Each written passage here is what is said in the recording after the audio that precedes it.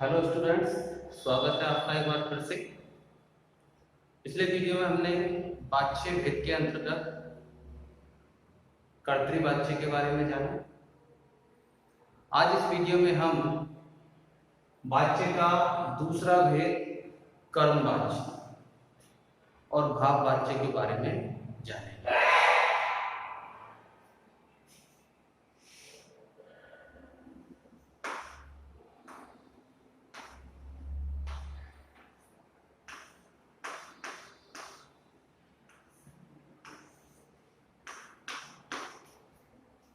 जैसा कि मैंने आपको पूर्व में बताया कि वाच्य को समझने के लिए सकर्मक अकर्मक क्रिया को समझना जरूरी है और कारकों को समझना जरूरी है, अन्यथा आप गलती कर सकते हैं।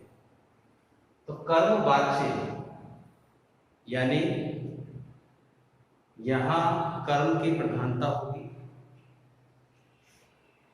क्रिया का जो लिंग वचन है वो कर्म के अनुसार होगा, कर्ता यहां पर गौण होगा, उसकी प्रधानता नहीं होगी। तो वाक्य में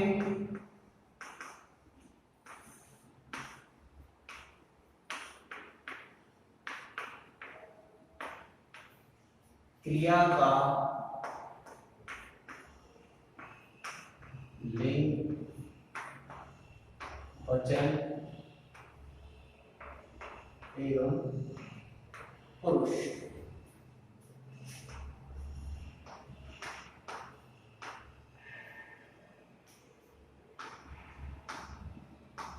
कर्म के अनुसार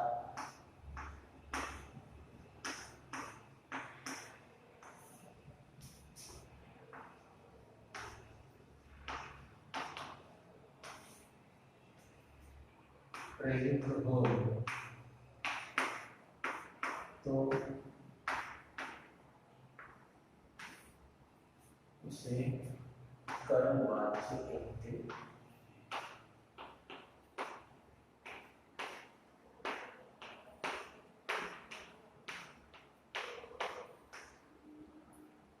तो कर्मवाच्य ये कहता है कि क्रिया का लिंग वचन एवं पुरुष, यानी क्रिया स्त्रीलिंग है, पुल्लिंग है, एक वचन है, बहुवचन है, या प्रथम पुरुष है, मध्यम पुरुष है, उत्तम पुरुष है, वो किसके अनुसार है? कर्म के अनुसार है तो कर्मवाच्य है, और कर्ता के अनुसार है तो कर्तृवाच्य है। तो यदि क्रिया का लिंग वचन एवं पुरुष कर्म के अनुसार है तो वह कर्मवाच्य होगा। यहां कर्मवाच्य के लिए कुछ बातें आपको ध्यान में रखनी है। तो पहले आप इन बातों को ध्यान में रखें।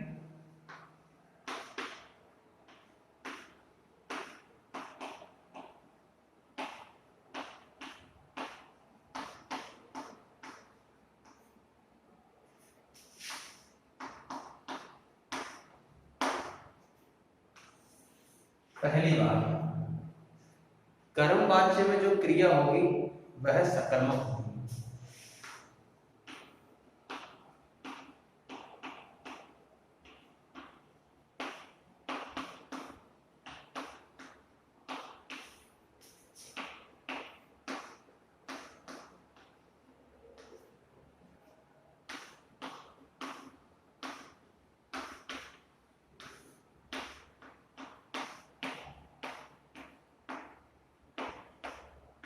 कर्मवाच्य में जो क्रिया होगी वो हमेशा सकर्मक ही होती है।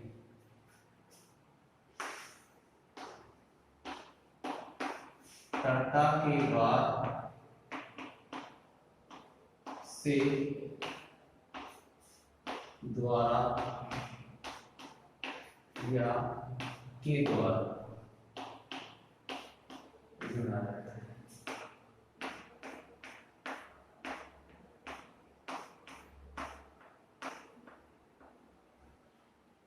क्रिया सदैव सकर्मक और कर्ता के बाद में से द्वारा एक के द्वारा जुड़ा रहेगा। अंग्रेजी में हम इसे पैसिव वॉइस के नाम से जानते हैं। तो ये आपको ध्यान में रखना है, उदाहरण के माध्यम से समझते हैं। तो पहला जो उदाहरण है,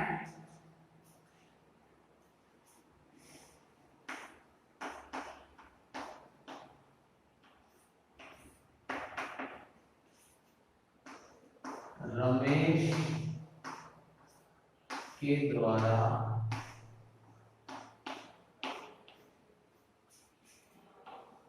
पत्र लिखा जाता है। अब देखिए ये वाक्य है, हमें वाक्य का पता करना है। तो सबसे पहले आता है क्रिया में, क्रिया है लिखना।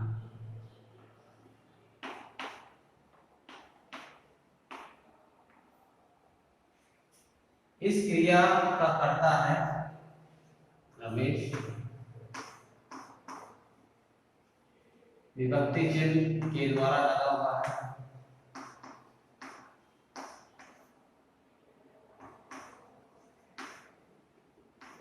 और पत्र जो है कर्म। तो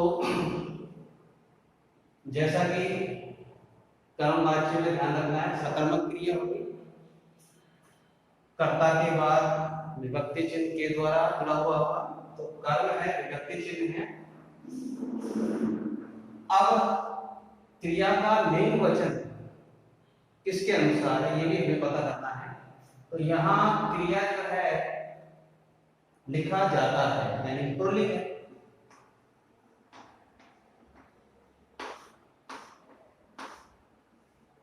जाता है तो एक वचन है,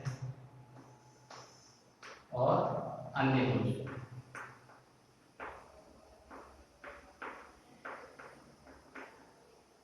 यहां जो करता है वो भी पुल्लिंग है,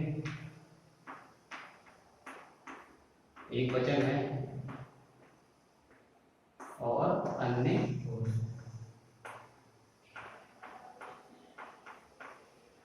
पत्र पुल्लिंग है, एक वचन है, और अन्य पुरुष। अब हमें ये पता करना है कि यहाँ जो वाच्य है कौन सा है। तो कर्म वाच्य क्या कहता है, क्रिया का लिंग वचन पुरुष कर्म के अनुसार प्रयुक्त हो। तो यहाँ ये कर्म है, इसका लिंग वचन क्रिया के अनुसार है, लेकिन यहाँ जो ये कर्ता है इसका लिंग वचन भी समान है। ऐसी स्थिति में थोड़ी सी समस्या हो जाती है, लेकिन हमें वही परिभाषा ध्यान रखनी है। अब यहाँ जो ये कर्म है, यदि इस कर्म को बदल दिया जाए, चिट्ठी यहां पर कर दिया जाए पत्र की जगह, तो क्रिया प्रभावित होगी। रमेश के द्वारा चिट्ठी लिखी जाती है, तो यहां पर क्रिया का लिंग वचन पुरुष शब्द बदल जाए। तो इससे पता लगता है कि यहां ये जो वाक्य है कर्म वाच्य है, इस कर्म के अनुसार क्रिया प्रयुक्त हुई है। दूसरा उदाहरण देखिए,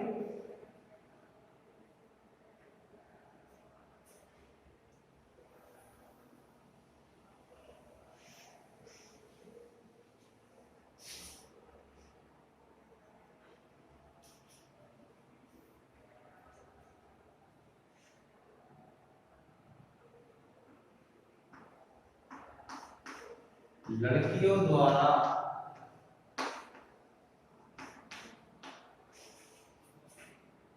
गीत गाया गया, गाया गया। तो गाया गया यहां पर क्रिया है, लड़कियां यहां पर कर्ता है, द्वारा विभक्ति चिन्ह है,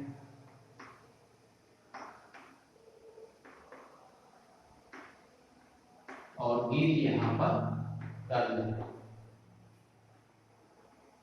अब यहाँ क्रिया का लिंग वचन पता करते हैं, गाया गया, तो क्रिया जो है पुल्लिंग है, एक वचन है और अन्य पुरुष है।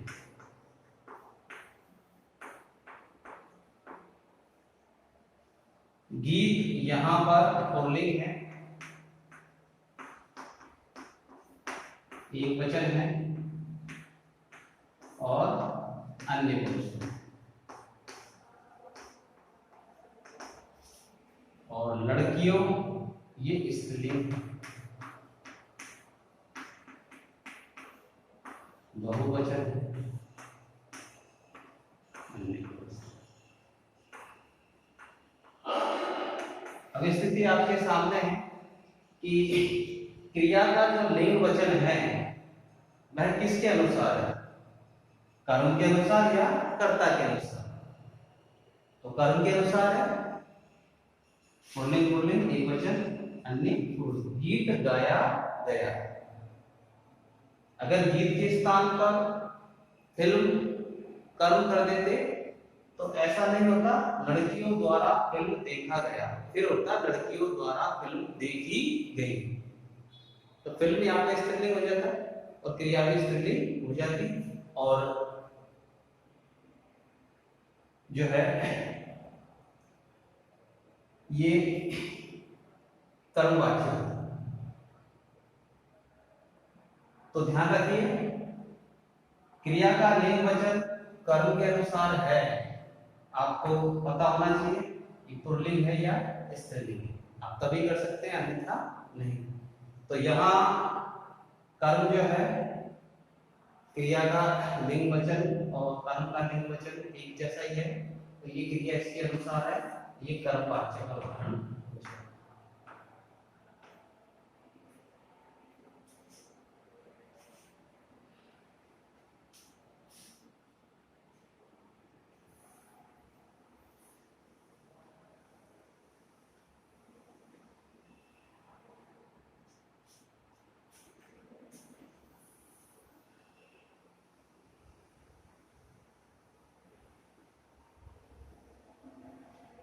कर्मवाच्य के संबंध में एक बात मैं आपको स्पष्ट कर दूं, कई बार बच्चे वाक्य में यदि कर्म है तो उस उदाहरण को लेकर भ्रमित हो जाते हैं, विशेषकर जब उदाहरण भूतकालिक क्रिया का हो, भूतकाल में हो और त्रियक स्थिति में हो। त्रियक का मतलब ने और को विभक्ति का प्रयोग हो, तो वहां बालक ये समझ लेता है कि इसमें कर्मवाच्य। जैसे एक उदाहरण लिखता हूं,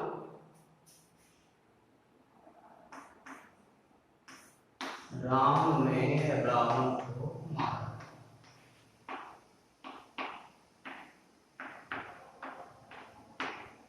तो यहां बालक कर्म को देखते हुए कर्मवाच्य करेगा। जैसे हम यहाँ इनका लिंग वचन लिख लेते हैं, मारा क्रिया और लिंग है, एक वचन है, अन्य पुरुष है।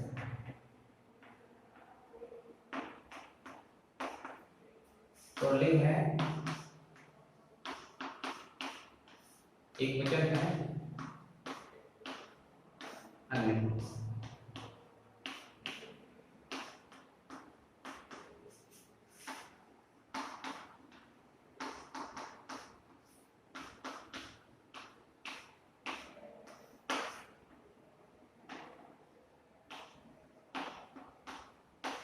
अब जब इस तरह का कोई उदाहरण विद्यार्थी के सामने होगा तो वह निश्चित है इसे कर्मवाच्य करेगा, जो कि गलत है। ये कर्मवाच्य नहीं होगा, ये जो उदाहरण है कर्तृवाच्य होगा।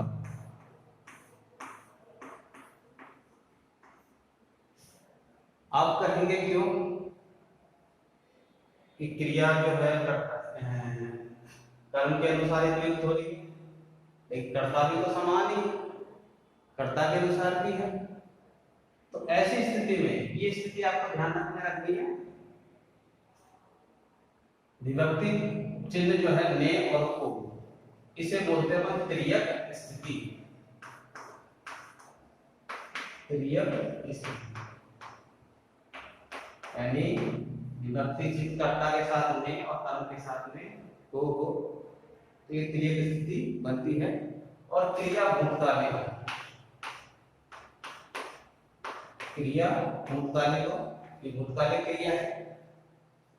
तो ऐसी स्थिति में जो वाक्य माना जाएगा वो कर्तृवाच्य का माना जाएगा, ना कि कर्मवाच्य का, चाहे उसमें कर्म ही क्यों ना हो। क्योंकि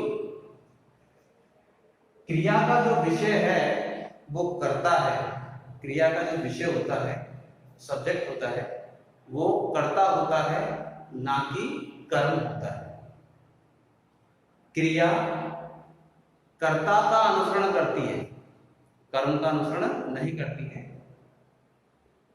जैसा कर्ता वैसी क्रिया। तो ऐसी स्थिति में हम इस तरह के उदाहरण को कर्तृवाच्य में रखेंगे।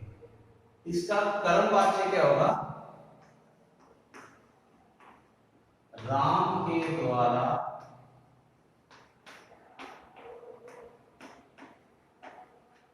रावण को मारा गया। ये कर्मवाच्य होगा। क्रिया कर्म के अनुसार है, यहां इस कर्ता के अनुसार नहीं। तो इस तरह का जो उदाहरण है, याद रखिए, त्रियक स्थिति में हो, भूतकालिक क्रिया हो, ने को का प्रयोग हो, तो वो कर्तृवाच्य होगा, ना कि कर्मवाच्य। कर्मवाच्य इस प्रकार होगा, राम के द्वारा रावण को मारा गया।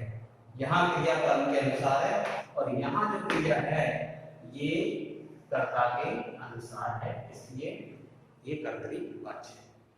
आप ध्यान रखें, परीक्षा में इस तरह का धरना आता है तो गलती नहीं करें। अब बात करते हैं हम भाववाच्य। तीसरा जो भेद है वो है भाववाच्य।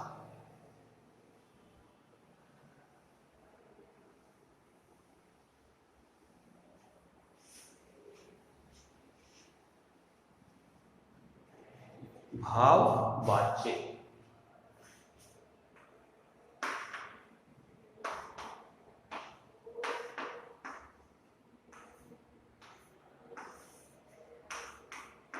भाववाच्य क्या है? तो कर्तृवाच्य हम पढ़ चुके हैं, कर्मवाच्य हम पढ़ चुके हैं। यदि आपको कर्तृवाच्य और कर्मवाच्य याद है तो फिर भाववाच्य भी आपको याद है। इसमें क्रिया का जो लिंग वचन होता है, ना कर्ता के अनुसार और ना ही कर्म के अनुसार। कहने का मतलब भाववाच्य में ना तो कर्ता प्रधान और ना ही कर्म प्रधान, भाव प्रधान होता है, तो इसलिए उसे हम भाववाच्य कहते हैं। परिभाषा देखिए, वाक्य में प्रयुक्त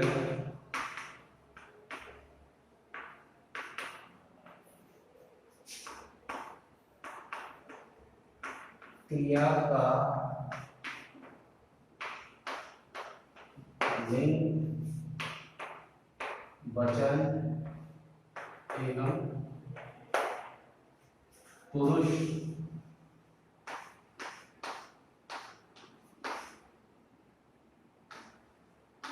कर्ता और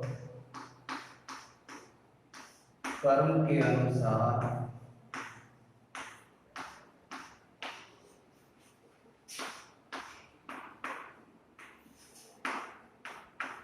प्रयुक्त न होकर भाव के अनुसार होता है,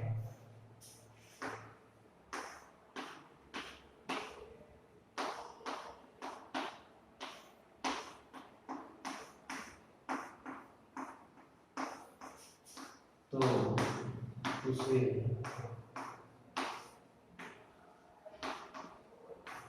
भाववाच्य कहते हैं।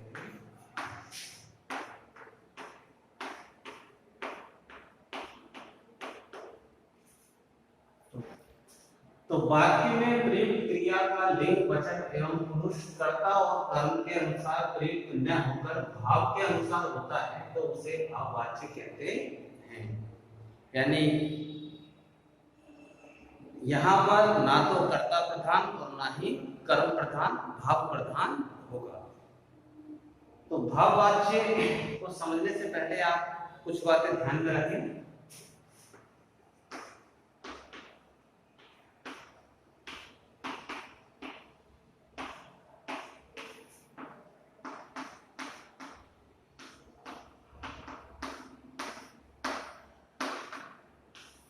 पहली बात, भाववाच्य में जो क्रिया प्रयुक्त होती है वो अकर्मक होती है।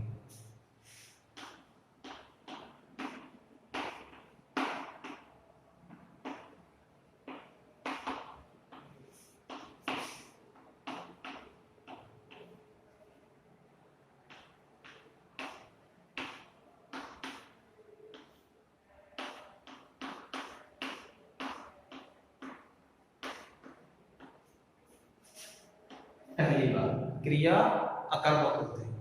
दूसरी बात, कर्ता के आगे से द्वारा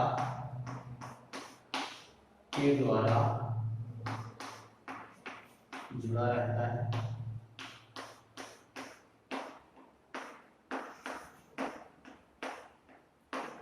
ये कर्ता के आगे से द्वारा के द्वारा कर्म में भी जुड़ा रहता है, लेकिन वहां सकर्मक क्रिया होती है, ये आपको ध्यान में रखना है।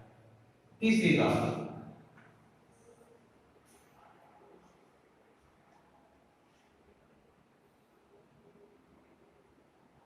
इसमें क्रिया का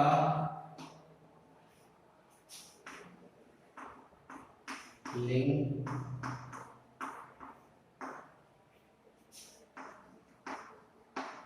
वचन और पुरुष क्रम से है।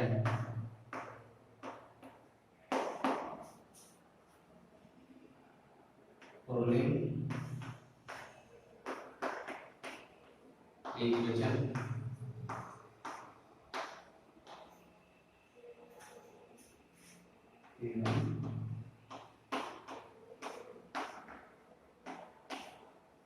अन्य पुरुष में होता है। चौथी बात, इसमें असमर्थ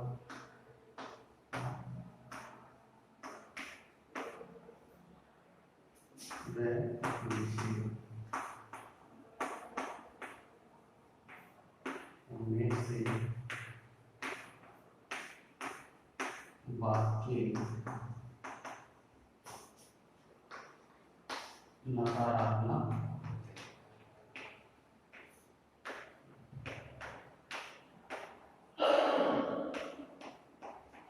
चार बातें आपको ध्यान में रखनी है।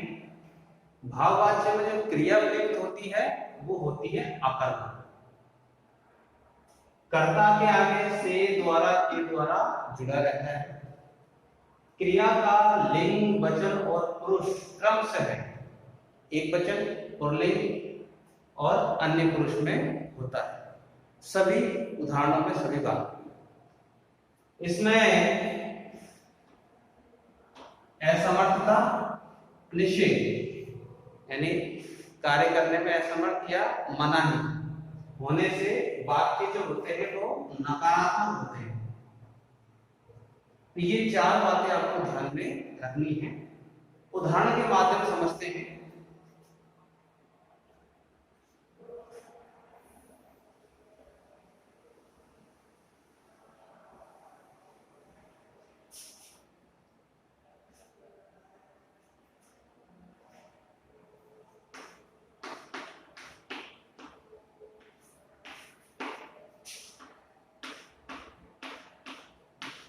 उससे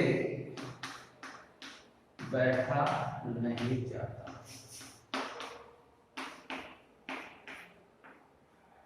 तो यहां बैठा नहीं जाता क्रिया है और उससे जो है करता है।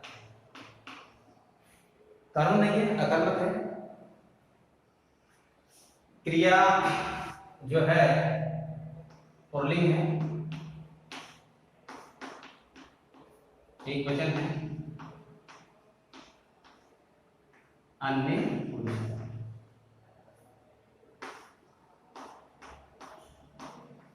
यहां उससे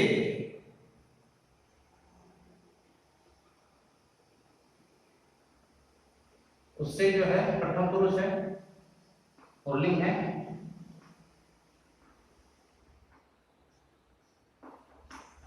एक वचन है और प्रथम पुरुष।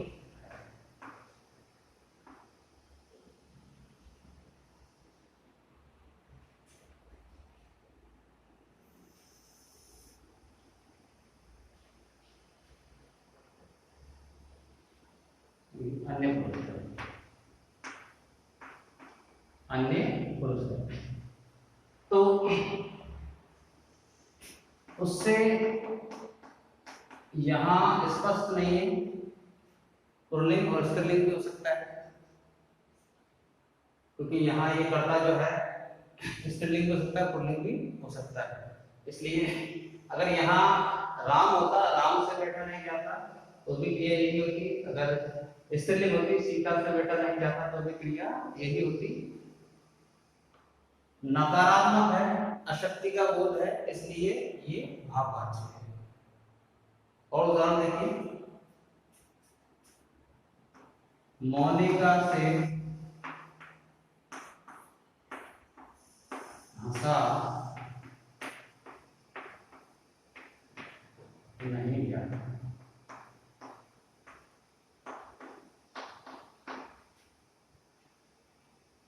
मोनिका से हंसा नहीं जाता। मोनिका करता है, हंसा नहीं जाता क्रिया है। यहाँ जो क्रिया है इसके अनुसार नहीं है, क्योंकि मोनिका की जगह अगर राहुल होता तो भी क्रिया यही होती। इसके साथ बहुवचन के रूप में होता, हमसे हंसा नहीं जाता तो भी क्रिया यही रहती। इसका मतलब ये कि क्रिया कर्ता के अनुसार नहीं है, तो ये भाववाची है। नकारात्मक का बोध है, इसलिए भी ये भाववाची है। तो याद रखिए कि क्रिया ना कर्ता के अनुसार, ना कर्म के अनुसार, भाव के अनुसार, तो वहां भाववाची होता है। इन दोनों उदाहरणों में असमर्थता का भाव है, यहां भी असमर्थता का भाव है। तो क्रिया भाव के अनुसार प्रयुक्त हुई है, ना कि कर्ता और कर्म के अनुसार। तो आशा करता हूं आपको कर्मवाच्य और भाववाच्य समझ में आया होगा। यदि किसी प्रकार की कोई समस्या होती है तो आप जो है व्हाट्सएप आदि के माध्यम से मुझसे संपर्क कर सकते हैं, पूछ सकते हैं। मैं शीघ्र उसका उत्तर आपको दूंगा।